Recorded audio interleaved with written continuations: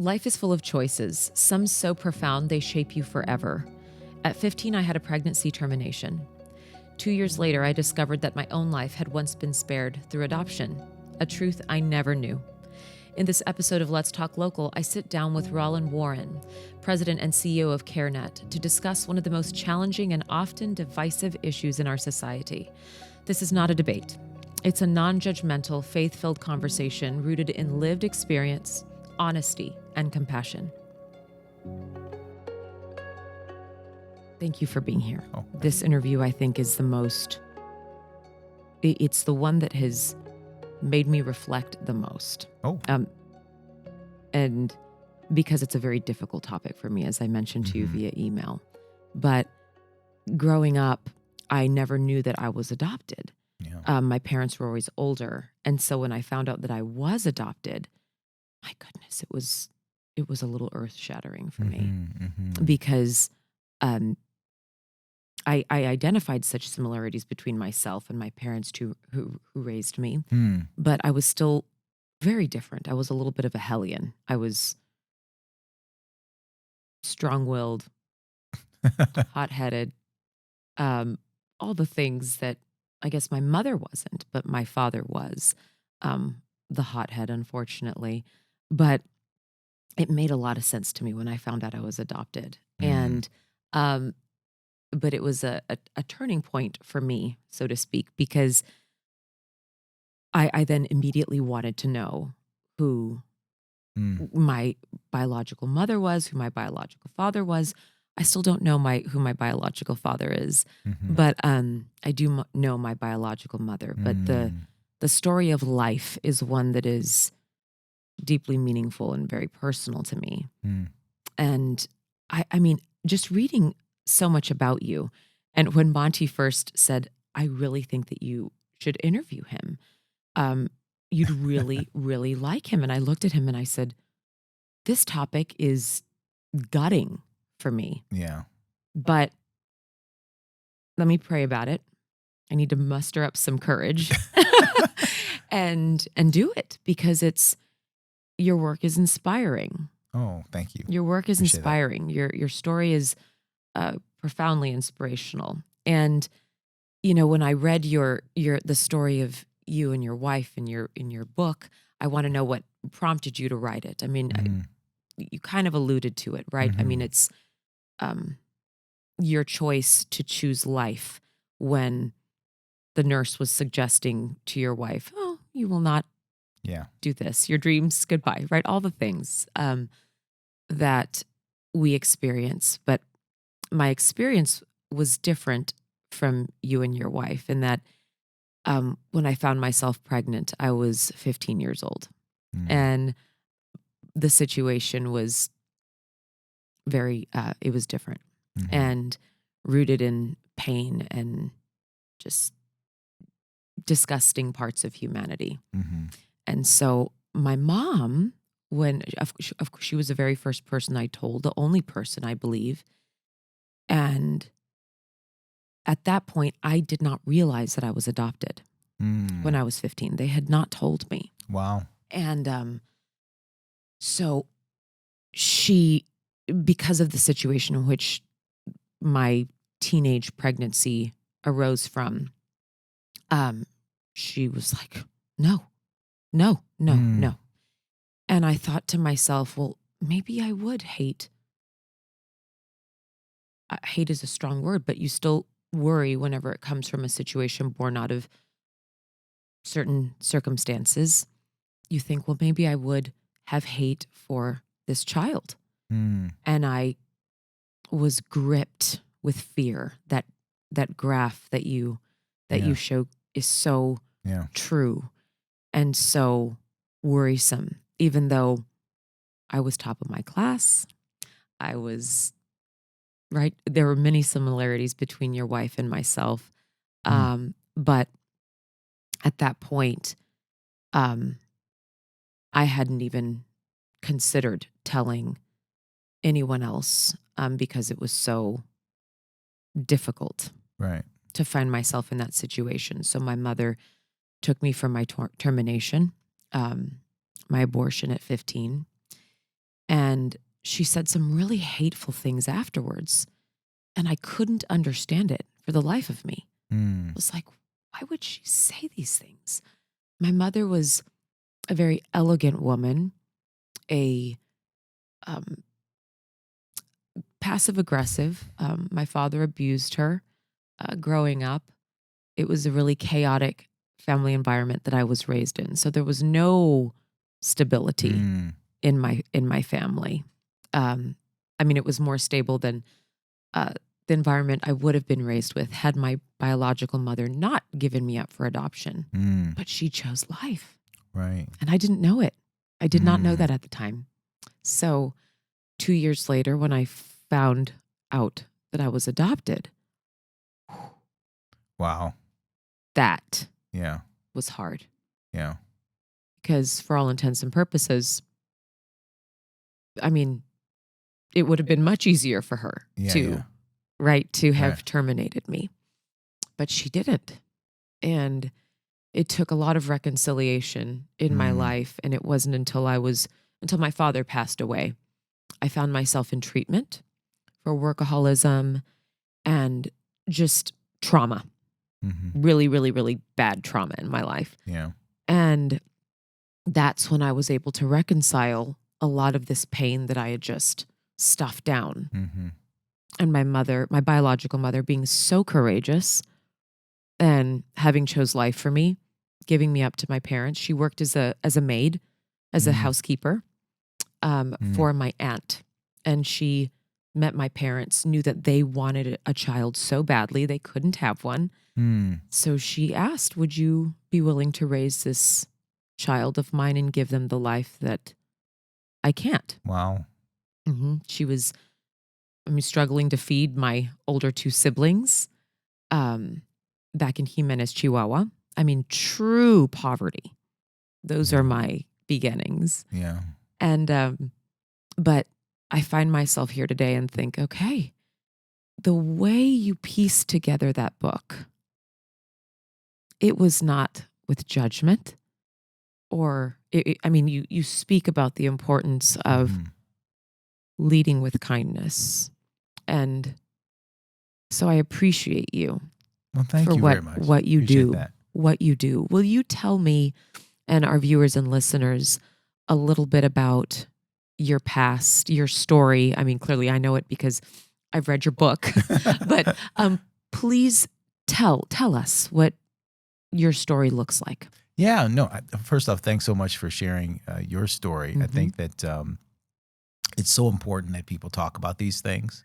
You know, people make decisions one way or the other, and you know, I certainly sitting here today, it's certainly a testament to the fact that God uses all of that. Amen. I mean, He uses all of that, and kind of the scenario that you kind of walk through. I know so many different folks have faced that, and my wife faced a sort of a similar dilemma when you have all that in front of you. Although she was older, she was 19, you're 15, so there's certainly a big difference from that perspective. But you know, the book you talk about, Bad Dads. Oh, Bad Dads of the Bible. That's my other book. Sorry, that's I haven't read another it. commercial. Oh, Bad Dads of the Bible. 8 mistakes every good dad can avoid. That's another one. That's another book that you've written. I have, yeah. Okay, but and it's connected to this one too, because it kind of led me down a path of connecting the life issue to the fatherhood issue, which we can talk about. But the alternative to abortion, why we must be pro-abundant life. This book that you're talking about, it kind of talks through the story of maybe thinking about the life issue in a different context. And I start with my story with my wife, Yvette. Yes. And we met at Princeton. We were both undergrads there. And I was she was a sophomore. I was a junior. We got connected pretty quickly and became intimate. We were Christians at the time too, knew we were doing stuff we shouldn't have been doing, and there's a consequence that comes from that. And then we found ourselves pregnant. It's interesting because my wife will tell the story that she grew up in San Antonio, and she was in her dad's truck, and they were heading to Baylor to pick her sister up from college, and she felt herself ovulating. She said, "Oh my gosh, I think I'm pregnant." Her dad was sitting right next to her. So when she got back to San Antonio, she called me on the phone and said, "I think I'm pregnant." And I was like, "Oh my!" I don't remember what I said after that. It was of just course sort of a blank after that. But then she came back. It was during Christmas break that this happened. Came back, went to Student Health Services to get the pregnancy test. She goes in, gets the test. Nurse brings the test back and says, it's positive. And without taking an extra gulp of air, just kind of says, now, of course, you're going to have an abortion. Mm-hmm. And Yvette says, well, I don't want to have an abortion. I mean, I want to get married. I want to have my baby. And the nurse is like, well, how are you going to graduate from Princeton with a baby? I mean, that doesn't make a lot of sense. Seems like abortion's the right choice here.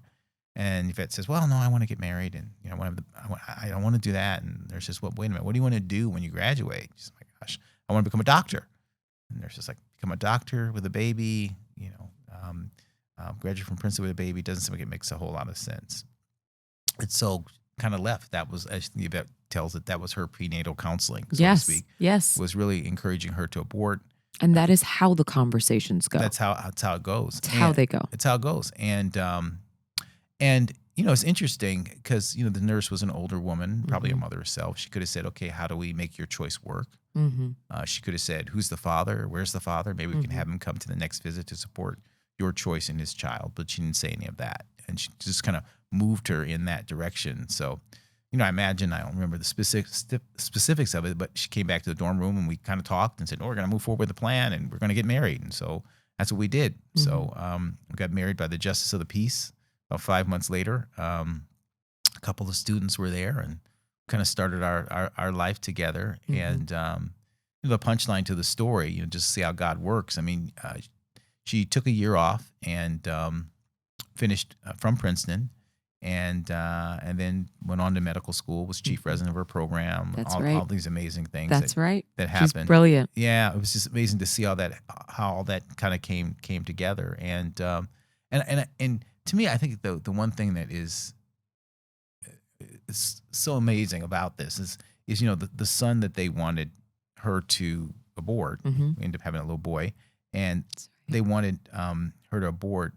We have a granddaughter through that son, and I remember the first time Yvette got a chance to hold our little granddaughter. And it was during the COVID period. We weren't able to travel. They were out in California, and we were. And we couldn't travel and the whole deal. And she was born during that period of time. And we have this fantastic picture of her holding our little granddaughter. And it's just such an amazing picture because one of the premises of abortion, I mean, no one has an abortion to make their life worse. That's I mean, right. It might make your life worse, but no one does it for that. Like, listen, I'm going to do this. It's going to make my life worse. That's the whole premise behind it is going to make your life better. Easier. Going to make your life better, easier. You're going to be able to accomplish your hopes and your dreams and your aspirations for your life. Yep. And this baby is going to block you from being able to do that. So, and the thing I think about in that context is when I look at that picture of her holding our little granddaughter and the look on my wife's face, she's not 19 anymore, right? And when she was sitting there, in the office with that nurse having that conversation, she couldn't see that picture. Right. That's right. The premise is nothing good will come from this. That's right. Nothing. This is a net negative for your life. Right. And she couldn't see that picture, but God did. Right. And so that's the challenge, really trying to help people, see that there's humanity connected to the decisions that we make in this context.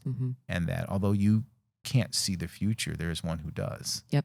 And, our objective is really, our goal should be really to kind of put our trust and hope in him because, he wants good things for us. And, I'm not saying it's easy because it wasn't, That's right. Being 20 years old and really having no visible means of support. I mean, we were just young enough and probably dumb enough to not be as scared as maybe we should have been. Because after we decided to get married, our parents weren't particularly happy about that, but we did it. And they said, well, okay, you guys want to be adults, you're going to be adults. And they basically didn't support us anymore. That's right. Cut you off. They cut us off. Yep. And it's just amazing how God just through all of that provided. And we never took another penny from them. Our wedding present was her father paying for the delivery of our son. That was our wedding gift. Oh my goodness. So that was our wedding present. That's what we got. And that was it. And that was the last time they gave us either parents on either side gave us any money, and God just worked through that. And, as I said, she went on, graduated from Princeton. I graduated from Princeton, went on to work in the corporate world and all the kinds of stuff.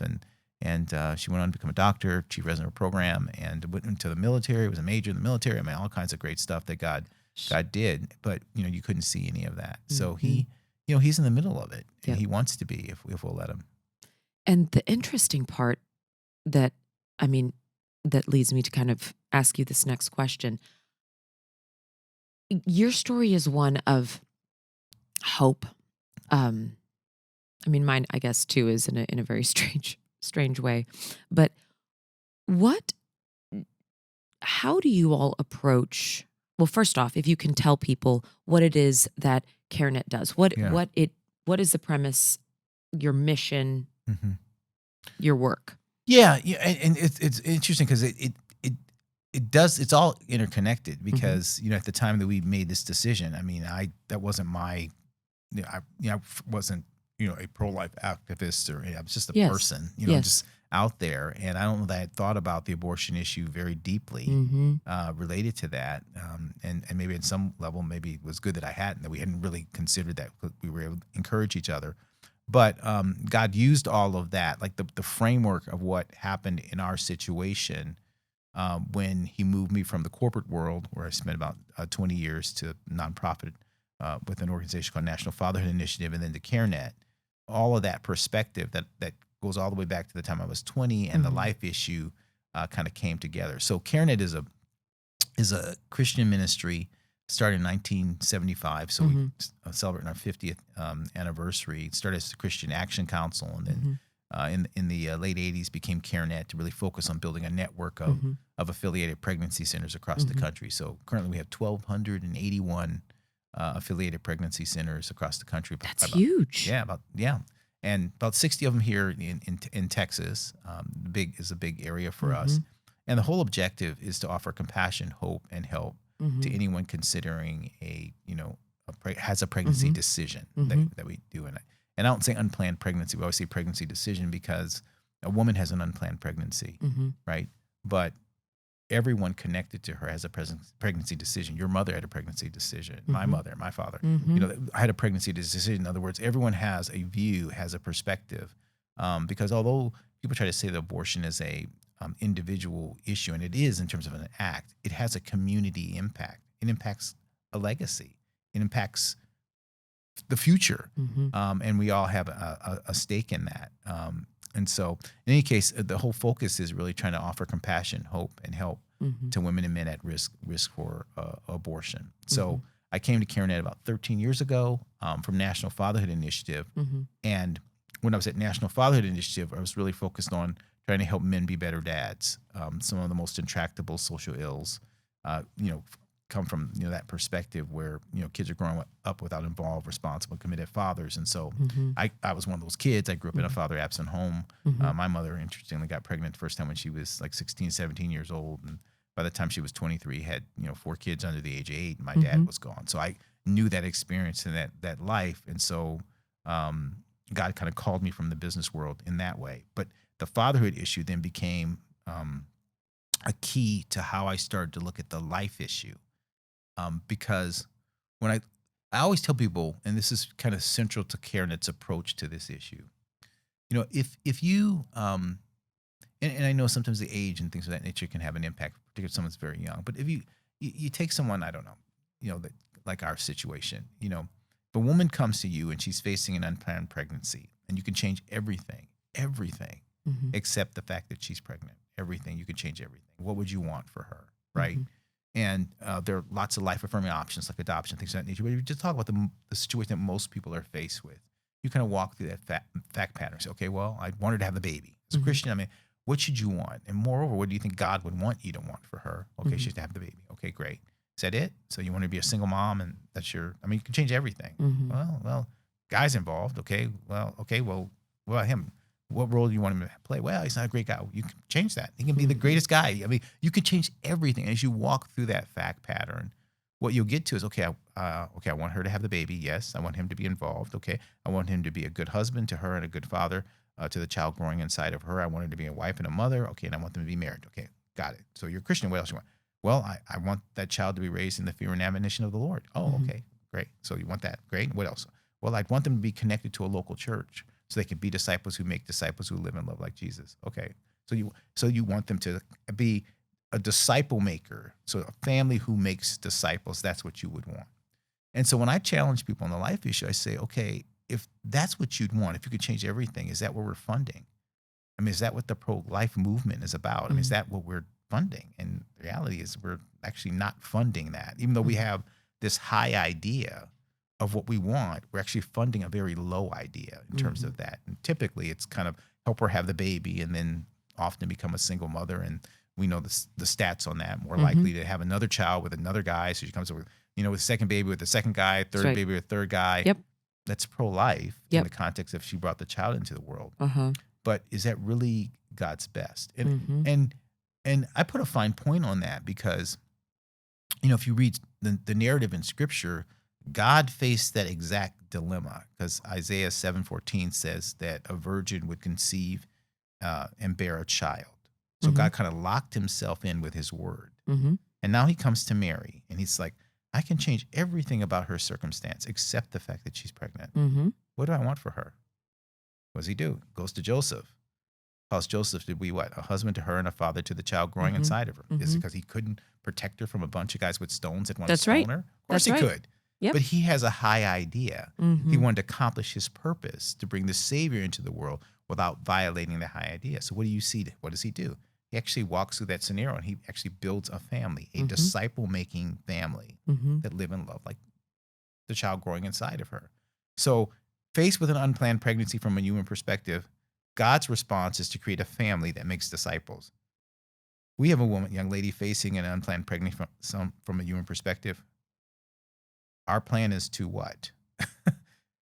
So that really inspired me. And that's part of the reason I wrote that book, because I started in 2013, I started like really thinking through the life issue with that seminal question of if you can change everything, and what would you want? And so that led me down a path of kind of thinking about the life issue, through that lens and having a different perspective. And I call it not being pro-life, but being pro-abundant life, which is where that framework came in. Thank you for sharing that. And, where I kept looking in the book for some point as it relates to women who find themselves in a situation where they're pregnant from rape. How do those conversations work within this framework, especially like at least my own situation? This guy eventually was incarcerated. I don't know how many times. I mean, it's just filled with a lot of darkness. What does that look like for those situations? Yeah, it's an interesting question. I actually have a whole what I call framework in the back where we talk about that issue, and that's one of the most. Was it in an index? Yeah, it's in the back. Got you. Yeah, it's in the index where I kind of walk through that issue because that is one of the most challenging issues because a lot of people when they think through that pro-life people, when they think through that question, they respond to that question. They'll say something like, well, when you look at the abortion issue, only less than 1% of abortions are in cases of rape, right? So that perspective from a statistical perspective. So it's a very small percentage. But for the woman that it happens to, it's 100% for her. That's right. It's 100% for her. Yeah. So it's important that you have the utmost of compassion in that situation and understanding, that that's what she's facing and how difficult that scenario is. But one of the places that you have to go is you have to ask the question, and this is a central question, I think. And how you answer this question, I think, determines how you kind of respond to that question. The rape situation is, should the circumstances of a child's conception and birth determine its humanity and worth? I'll say that again. Should the circumstances of a child's conception and birth determine its humanity and worth? No. Right? And correct. I think if we take that scenario out, any other setting, you ask that question, we say, well, absolutely not. I mean, look at me. I'm African American, right? I'm a black person, right? And the legacy of black people in this country is slavery. That's right. That whole structure was based on a narrative that the circumstances of a child's conception and birth determines its humanity and worth. So if you are conceived and birthed through a black woman, then that determines your humanity and worth. And we used to have a word called kids bastards, right? Who were born outside of marriage, right? That's right. If you were born outside, you were a bastard. That's And right. I don't care what you did in life, you were still a bastard. That's right. Because the circumstances of your of your conception and birth determined your humanity and worth. And so the way I've always approached that is I say, well, okay, that's what you have to wrestle with, because there's consequences of having that perspective. So if you say, well, okay, well, when it comes to, race or something else, no, it doesn't matter. But when it comes to this issue, well, yes, it does matter. Because what you're basically saying, if your kind of knee-jerk reaction is that if a child is conceived as a result of rape, your knee-jerk reaction is that the circumstances of that child's conception and birth determines its humanity and worth, then you've got a moral inconsistency in terms of what you're doing there. So in the midst of you have utmost compassion in that situation, but you have to understand, to me, I think if you walk with integrity in terms of looking at that, I think it's problematic if you say, in this setting, yes, it does. And in that setting, no. I think that's morally problematic and inconsistent. I think that, certainly from a biblical perspective, children are, they are connected to Imago Dei, right? The notion of Imago Dei is that they're created in the image of God. And whether they're conceived in lust or love or this or fetal abnormality or perfectly healthy or planned or unplanned, it doesn't matter, because you have an intrinsic connection to the Creator, and you're worthy of protection. And I think the other thing too, I've talked to quite a few women who have had that scenario and then went on to have their children. And one of the things I've noticed in conversations with them is that part of what drives them to bring the child into the world is that they refuse to allow the rapist to extend his power through them, and for them to be agents of him in that context. Yeah. Right? Because if you think about, why do we find rape so abhorrent? Why is it so abhorrent? Well, because someone uses their power against someone who's vulnerable. That's actually, so the reason why you would be against rape would also be the same reason why you'd be against abortion, right? Because it's a notion of there's a power dynamic that happens in the situation of rape. And one of the frameworks I have in the back of the book, I have this framework I call compassion pairing. Okay. In the back of the book, and it basically walks through how you think through the abortion issue. Because basically, whenever we look at a situation, and when we're thinking about compassion, we go through a framework where we ask ourselves the question: who's the most powerful? Who's the most vulnerable? And then what we tend to do is apportion more compassion for the more vulnerable, right? And that's actually the difference between us and, say, a lion on the Serengeti. That's right. That's right. So a lion on the Serengeti, he's looking at, okay, so what's for dinner? And he looks out and he sees an adult gazelle and he sees a baby gazelle. And he does a compassion pairing. He says, who's the more powerful? Who's the more vulnerable? Okay, the adult's more powerful. The baby's more vulnerable. I'm going to let the adult go free, and I'm going to eat the baby. In other words, have more compassion for the adult. That's right. So when we do that, and when we see that in humanity, we go, that's horrible. This powerful person, right, using their power against the vulnerable. We are wired to do that. And so when you think about, it actually determines, what do we care about and how do we care? And I don't care if you're pro-choice or pro-life, it doesn't matter. Probably if you're crossing the street and there's a 25-year-old man holding a bag of groceries and an 85-year-old woman holding a bag of groceries, and they both drop their groceries at exactly the same moment, who are you going to help? You're probably going to help the 85-year-old man. I don't care whether you're pro-life, the Republican. You're probably going to help. Why? What you did so quickly in your mind is you did that compassion period. You say, who's the more powerful? Who's the more vulnerable? And then how do I apportion compassion? And it's not that you have no compassion. That's right. For the 25-year-old, but you apportion it. So when you look at that scenario in terms of a situation with a woman who's carrying a child as a result of rape, and you're trying to figure out, as you support this, how do you apportion compassion? And you say to yourself, okay, who's the more powerful and who's the more vulnerable in that context? And what you say is, yes, I have compassion, abundance of compassion for the woman, but I got to have a little more compassion. I have more compassion for the child. Why? Because the child is vulnerable, more vulnerable than the woman. And abortion is basically built on that framework, because if you That's think right. about it, it's a power statement. When you Absolutely. say my body, my choice, that's actually a power statement. It is. You're actually making a statement about power. Mm-hmm. And you're basically saying my body, my choice. In other words, I'm the more powerful. Mm-hmm. This child's the more vulnerable. And that's why I think often when women have abortions and they start to regret it, is that they realize that what they allowed themselves to do because of the circumstances, they allowed themselves to change the way that they even view compassion in every other situation. Every other situation. So you're pregnant later, and now you're looking back at that situation. And what are you doing when you're pregnant later? You know, I'm powerful. I'm carrying this vulnerable child. I'm doing everything in my power to protect this vulnerable child, to bring the child into the world. And in that setting, I did the opposite. You see the conflict here, the cognitive dissonance, and that's what creates the grief and the guilt and all the things that are connected to that. So kind of closing where we started, that framework of power, vulnerability, and compassion, and thinking about it that way, it actually helps you see what the right way is. Now, how do people, even some pro-life people, come up with a situation? Well, okay, but I'm okay accepting cases of rape and whatever. How do they do that? And what I figured out as I thought about this more, because people walk through a process, what are they doing? Right? So when you look at the compassion pairing and you say you're pro-life, you say, okay, who's the more powerful?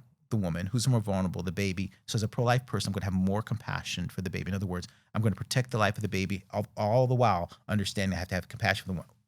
I get that. Good. So what happens when there's a rape?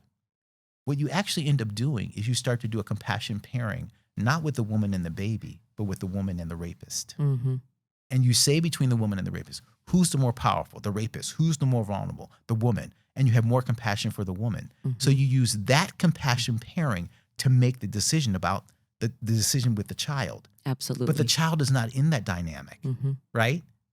The child is not in that dynamic. You should not use that compassion pairing in order to make the decision about what happens with the child.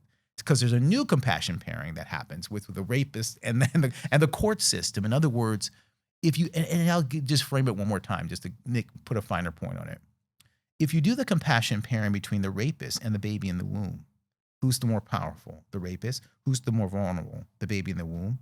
Who ends up dying in that situation? The baby in the womb. Which means we have more compassion for the rapist. That's right. Who's not the vulnerable. That's right. Right? But you only get that kind of clarity if you kind of step back and you say, okay, let me pull this back. Let me be consistent about how I apportion compassion, and let me apply that same framework to every scenario. And we know that's true. We know that when the powerful, right, empty themselves, and that's why we're drawn to Christ, because this framework, this compassion pairing framework, is so central to how we view things that God used it to connect us to Christ. What did Christ do? He emptied himself of his power. He cloaked himself in vulnerability. And you can't help but being drawn to him. He came as a baby, vulnerable, died on the cross, vulnerable. That's why we have compassion. That's why we're drawn to him. We're wired to do that. And when we don't do that, it's such a part of how we're created that when we don't do it, it's going to create problems, because he wired us to think about things that way. He wired us to respond that way. And frankly, our whole society is built on making sure that we don't allow the powerful to take advantage of the vulnerable. And I just think we have to be consistent across every setting, because the most vulnerable place that any of us have ever been in our life is not some dark alley or this, that, and the other. The most vulnerable place that any one of us have ever been, it's like the universal vulnerability we'll have, is in the womb. Absolutely. And what do we want our moms? And what did our moms do to get us out? They said, who's the more powerful? Me. Who's the more vulnerable? This child growing inside of me. I'm going to have compassion for this child, and I'm going to give them life. And that's why we celebrate that. And that's why when that doesn't happen, it can be difficult for us. Anyway. Yes, without question. Thank you for streamlining all of those really excellent points, because it's helpful. And those are not too far off from where I eventually wound up within my own framework as a younger adult. I was a loud voice for the pro-choice movement. And talk about cognitive dissonance. It was, but I just tripled down on it because I thought, no, for people who Yeah. do find themselves in a situation of pain, terror, all of the right breeding ground for any Yeah. type of decision to abort. I had such compassion Yep. for those women who were like me. And I took verbatim the words that the nurse that I sat with, and my mother as well, and said, women in your circumstance tend to hate their children.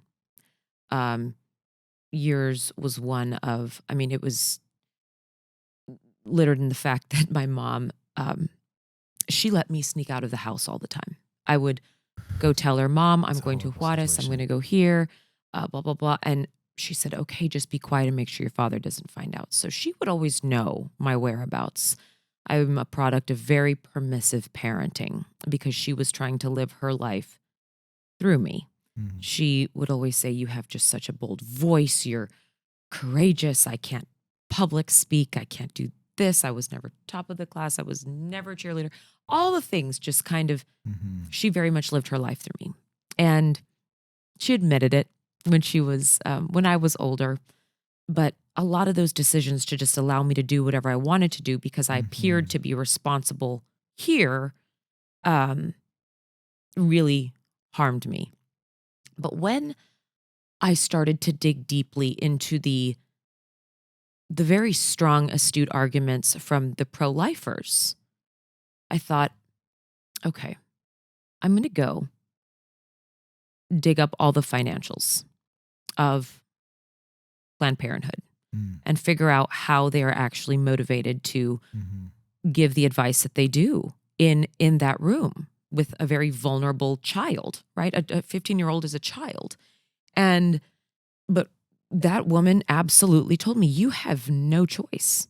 I mean, Right. why would say same things, right? Why Yeah. would you consider ruining your future? You have such promise. You're this, and really, the people who choose to carry through the pregnancy from in your circumstances, where drugs are involved, and people, someone is drugged, and it's Yeah. there are lifelong effects in that fetus. And then she even delved into the fact that it was so early on, right? You're 5 weeks. Yeah. It's no, this is not a life. And I believed it.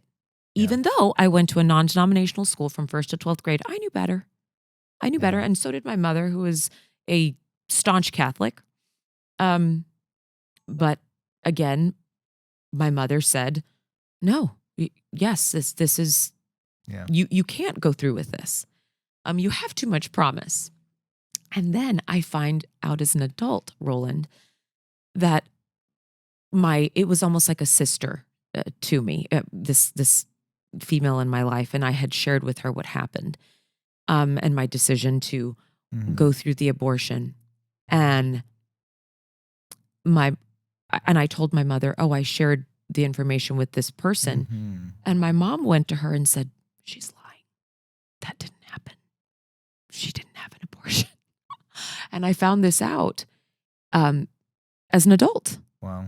And I thought to myself, oh, it's so typical. It's so typical of my mother to have done something like that. And I cried to Monty about it. And I said, why on earth would I manufacture something like that? Yeah. Right. But then my mother, I think she was already, no, she hadn't passed. She was just in her later stages of Alzheimer's. But it was, Yeah. it was just pain on top of pain. But they make it very believable, right? Well, You're yeah. 5 weeks, it's going to be easier and better. Absolutely not. Yeah. The trauma. Yeah.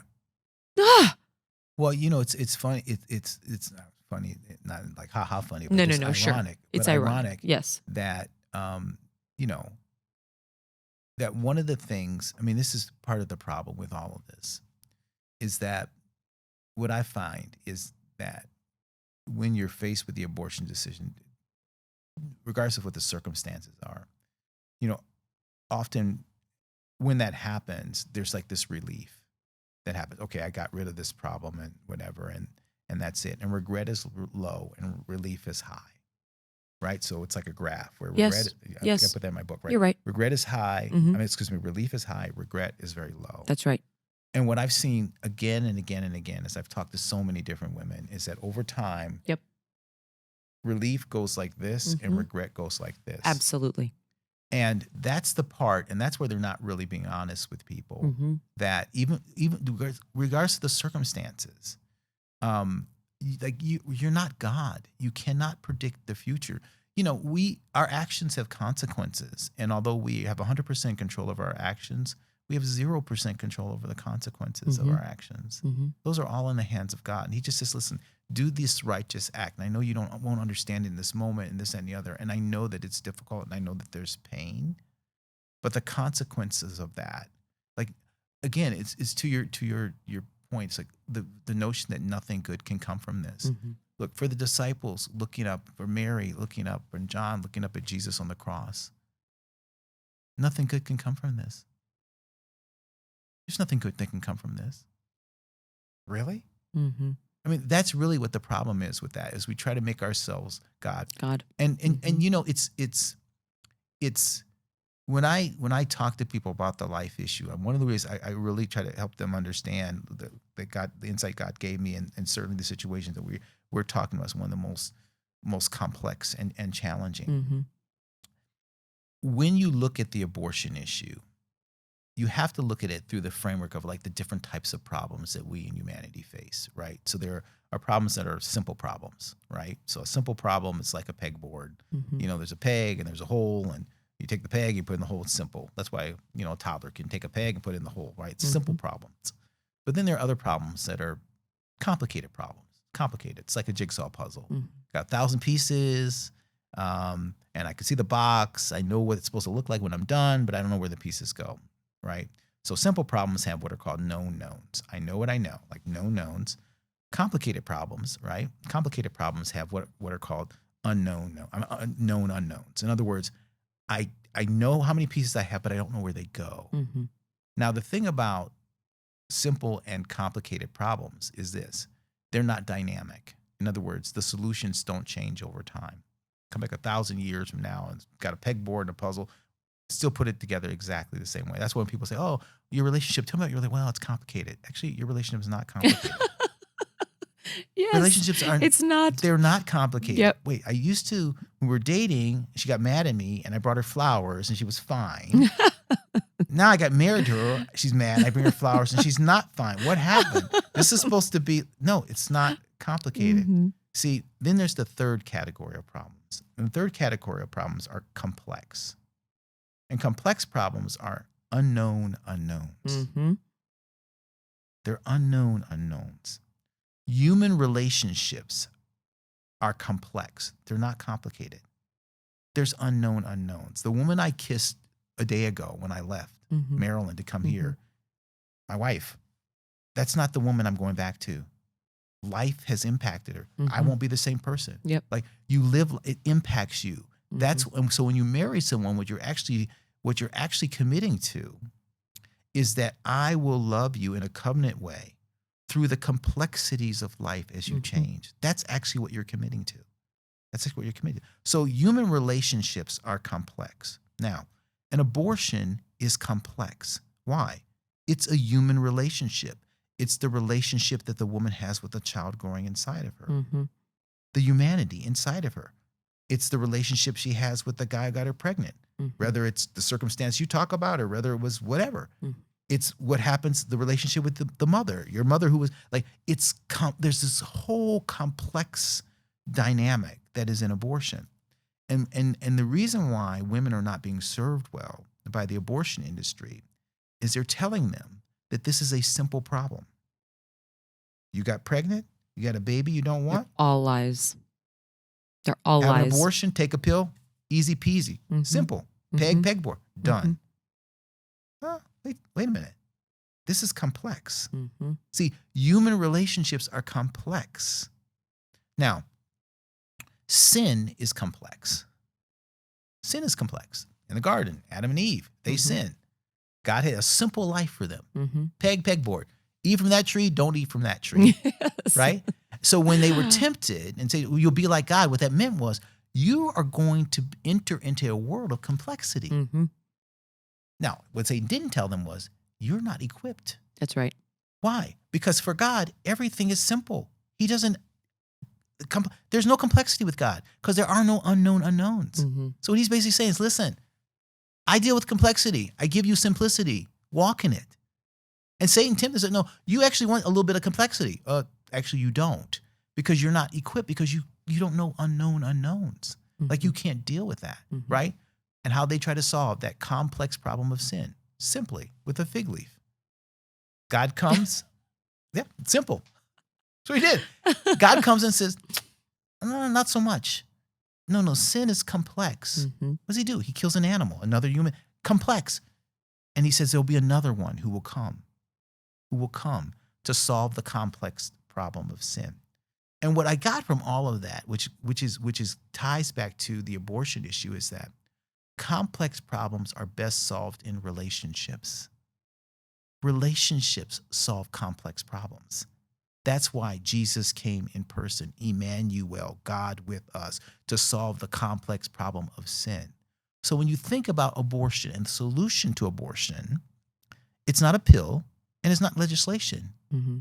It's relationships. First, the relationship with God. I'm going to trust God in the midst of this pregnancy.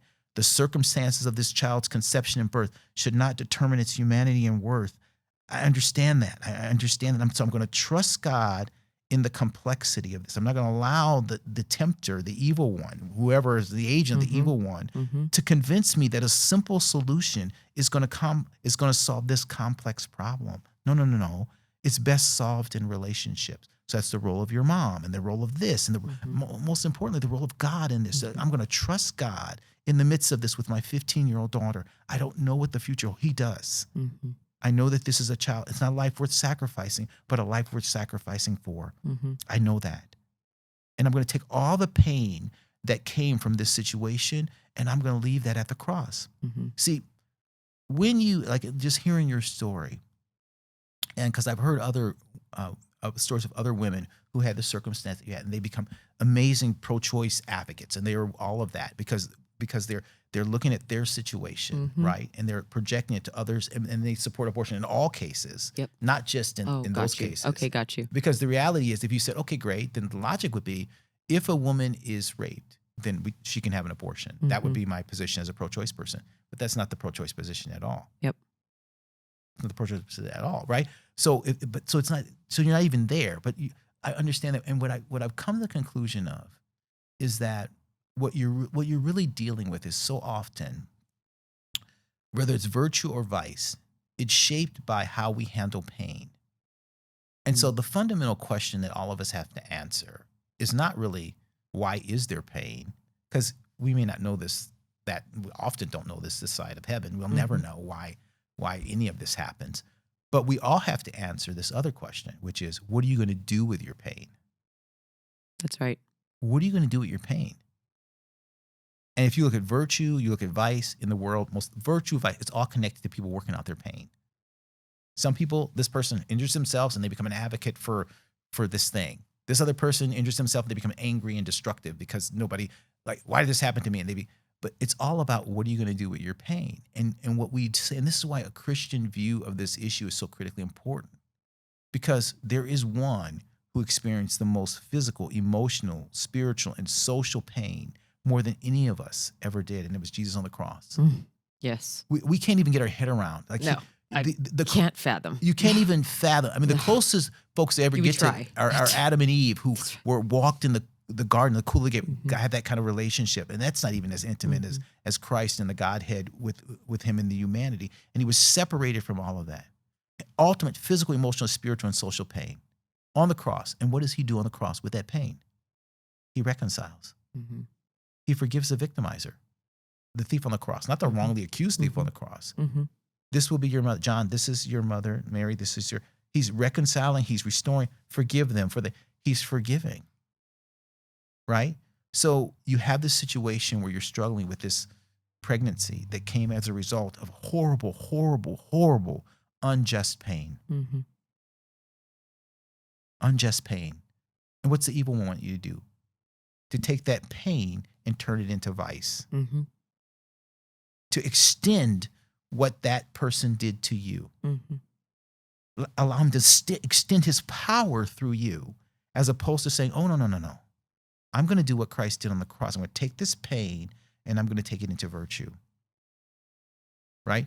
So that's thinking about the life issue in that context. So, I know a lot of folks say, wow, that's the issue, that's the separator. But no, the reality is, when I've talked to women who've done this, that the ones who have made that other decision, and again, relationships that you needed the support of your mom, you need the support of folks around you saying, you can, God's in the midst of this, right? Women who've had that and been able to do that, what I've heard them say. No. They realize, oh my gosh, I'm like Christ. I'm like Christ. Mm-hmm. I didn't deserve this. It wasn't my fault. I didn't deserve it. And yet, in the midst of that, this is not a life worth sacrificing. Mm-hmm. It's a life worth sacrificing for. When Christ came down, these are my folk. It ain't a life worth sacrificing, but one worth sacrificing for. And that's why it's empowering. I found, talking to women, and you may have some on your show, who've made that decision. They're so empowered because they realize that they are most like God, and they were most like Christ in that moment when they sacrificed themselves, if you will, for the vulnerable, rather than sacrificing the vulnerable for themselves. And we all know that in our humanity. Mm-hmm. The stories we celebrate in the public square, when somebody sacrifices the vulnerable for themselves, we don't celebrate those stories. What are the ones we celebrate? Yep. Oh my gosh, that's what heroism is. Oh my gosh, we know that. We know that. And so I put this narrative out there for folks to consider, because I think ultimately we don't serve those women well by not giving them that perspective and helping them in that moment, and we give them a different perspective. So you're right. And my birth mother, I told you she was working as a housekeeper at that point in time, and my aunt, who she was working for, didn't treat her very kindly. Actually, quite the opposite. I mean, she and my father, my father and her both had a lot of pain from their own family, especially father. And sadly, they just continued to harm others. Yeah. So my birth mother lived in this very painful environment as a housekeeper the entire duration of my pregnancy. And my mother was the only one that, she would take her to the doctor office and for wellness visits and all the things to make sure that I was growing well.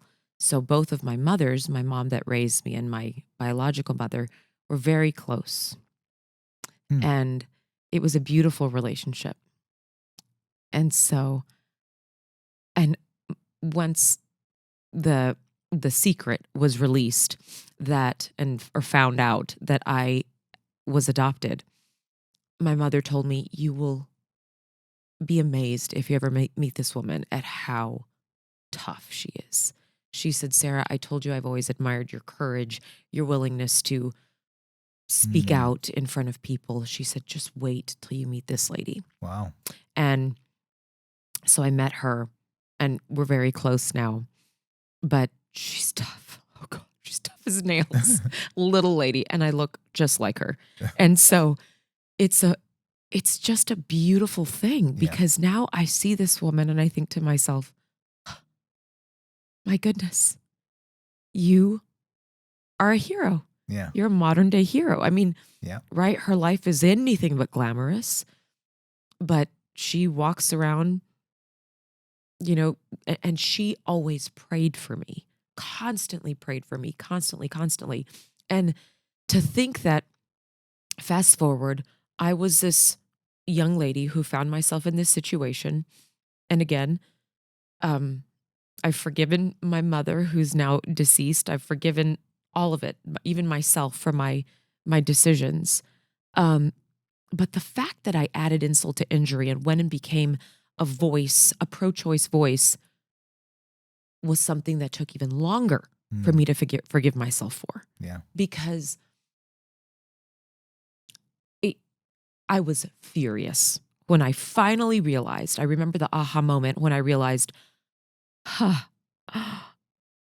Planned Parenthood, they knew. They saw me as a statistic. They used all of that vinegar and poison to have me believing for, I don't know, part of a decade and a half or 2 decades of my life that what I did was right and it was justified and that was the right, smart thing to do. Mm-hmm. So then I flipped. I thought, okay, I now have to spend equal time pouring out the truth that I was. I was nothing other than a statistic. They profited from me. Their whole line of profitability weighs in that ability to convince women to have an abortion, prey on their fear, prey on the ability, right? Just all of it. Yeah. Fertile ground for just taking advantage of women like myself. And so I was pissed, Roland. Oh my gosh. Well, it sounds, it's interesting though, because I always look at these things I try to look at them through a biblical narrative because, it's like, when Saul became Paul. Yes. Right. And, this is one of the reasons why for me, for people who've had abortions or struggled with that, there's no like arrogance on pride on my side with that we made a different decision. I understand that, but for the grace of God, we could have been in the other right. place. Yep. And what the evil one wants, he wants two things. Particularly if you have a Christian perspective, as you go in, he gives you the perspective. Why wouldn't you have an abortion? And then as you come out, he says, how could you? So, he wants to keep you in shame there. And, that's right. And for me, some of the most powerful advocates I've seen on this issue are people who've done that. And that's why, you and I kind of emailed about this when you were telling me your story. And I've had people come up to me at different events and say, oh, I could never understand how a woman would have an abortion, this, that, and the other. And, yes, I read that in your book. Yeah. And I remember one person in particular that came up to me that way. And it just, it had this sense. And I certainly understand how people the gentleman you wrote about. Yeah. Could think that. Mm-hmm. And, God gave me an insight about, that abortion is not just a physical act. It's a worldview basically that goes all the way back to the garden, like my body, my choice, my fruit, my choice. I mean, the first abortion actually happened in the garden. It's basically saying, I know what's better for my life than God does. In other words, I can deal with these complexity of life better than God can, right? That's basically what an abortion is. And I was just reminded that, Peter aborted Jesus. He's sitting there by the fire, and I don't know this guy 3 times. And this is a guy that chapter before, whatever, was cutting somebody's ear off. That's right. And you start to sit there and, well, so he aborted Jesus. He knew he was the way, the truth, and the life.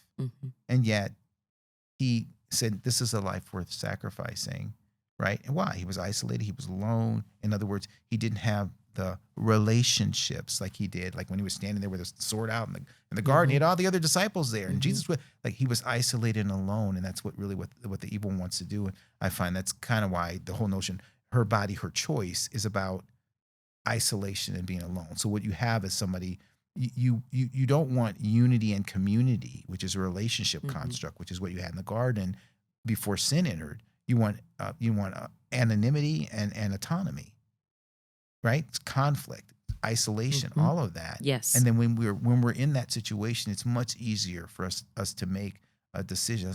So what I saw in that whole story is that, and the whole narrative about Peter is like, well, what happened? What did Jesus do? And what did Peter do? Well, Peter went back to fishing. Like, that would be, from my standpoint, well, kind of be pro-choice. I'm going to go back to doing the thing I always did, right? And I rejected. And what did Jesus do? He said, have my disciples, and Peter, called Peter, and then he restores him. Do you love me? Do you love me? Do you love me? Right? In other words, rebuilds that relationship. And then Peter becomes an amazing, disciple maker for Christ, never aborts Jesus again.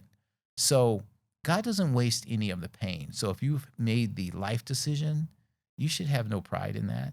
And if you made the abortion decision and you've repented, you're reconciled and restored, you should have no shame and no guilt in that. There's no condemnation in Christ Jesus.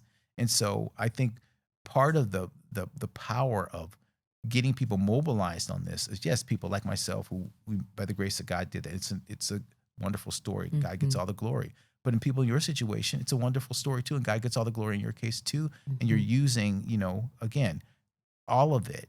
When you set it before the cross, he uses it to reconcile, to restore, right? To build abundance. That's why I think about this issue as not as pro-life, but pro-abundant life, from my perspective, is one of the frameworks that's really important.